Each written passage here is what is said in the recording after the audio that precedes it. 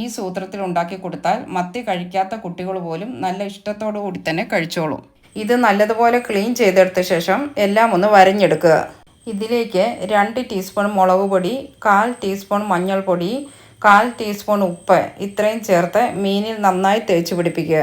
കുറഞ്ഞതൊരു 10-15 minute rest ചെയ്യാനായി വെക്കണം. ഇനി ഒരു ചെറിയ അരമുറി തേങ്ങ ചിരവിയത്, 6-7 ചെറിയ ഉള്ളി മുറിച്ചത്, 1/2 ടീസ്പൂൺ കുരുമുളക്, ഒരു ചെറിയ കഷ്ണം ഇഞ്ചി മുറിച്ചത്, 5 വറ്റൽമുളക്, 2 തണ്ട് കറിവേപ്പില, ഒരു നെല്ലിക്ക വലിപ്പത്തിൽ വാളംപുളി, 1/2 ടീസ്പൂൺ ഉപ്പ് ഇത്രയും എടുക്കുക. ഇനി ചൂടായ ഒരു പാനിലേക്ക് അല്പം വെളിച്ചെണ്ണ ഒഴിച്ചു കൊടുക്കുക. എണ്ണ ചൂടായി വരുമ്പോൾ 2-3 തണ്ട് കറിവേപ്പില വെച്ച് കൊടുത്ത ശേഷം മുകളിലായി നമ്മൾ മസാല തേച്ച് വെച്ചിരിക്കുന്ന മീനുകൾ ഓരോന്നായി നിരത്തി കൊടുക്കുക. 2 സൈഡും നന്നായി ഫ്രൈ ആയ ശേഷം കോരിയെടുത്ത് തണുക്കാനായി മാറ്റി വെക്കുക. മീൻ വറുത്തെടുത്ത എണ്ണയിലേക്ക് നമ്മൾ എടുത്തു വെച്ചിരിക്കുന്ന വത്തലിമുളക് ഇട്ട് കൊടുത്ത് മൂപ്പിച്ചെടുക്കുക. ഇനി ഈ പാനിലേക്ക് തന്നെ നമ്മൾ എടുത്തു വെച്ചിരിക്കുന്ന തേങ്ങയും ഉള്ളിയും ഇഞ്ചിയും എല്ലാം ചേർത്തൊന്ന് വറുത്തെടുക്കുക. ഇനി നമ്മൾ എടുത്തു വെച്ചിരിക്കുന്ന കുരുമുളകും കറിവേപ്പിലയും കൂടി ഇതിലേക്ക് ചേർത്ത് കൊടുത്ത് ചൂടാക്കിയെടുക്കുക.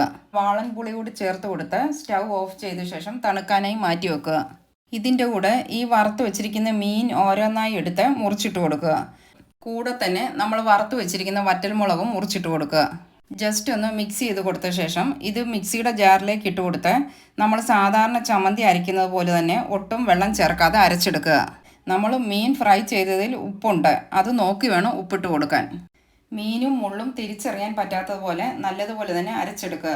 ഇങ്ങനെ അരയ്ക്കുന്നത് കൊണ്ടാണ് അധികം മൂക്കാത്ത കുഞ്ഞൻ മത്തി തന്നെ എടുക്കണമെന്ന് പറയുന്നത്. വലിയ മത്തിയാണെങ്കിൽ മുള്ളു മാറ്റിയിട്ട് വേണം എടുക്കാൻ.